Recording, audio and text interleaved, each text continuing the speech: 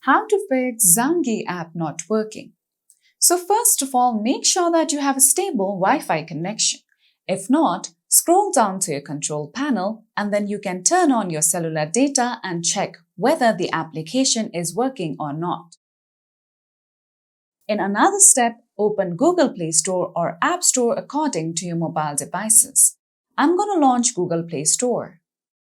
From here, just go to search and go to the search bar, then search for Zangi app.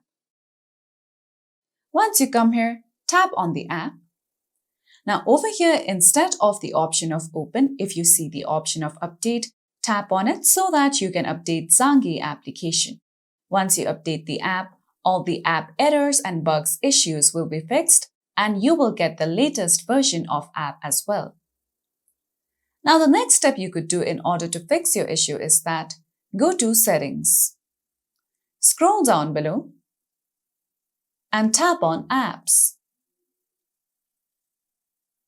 From apps, you can directly go to the search bar and search for Zangi. Here we go.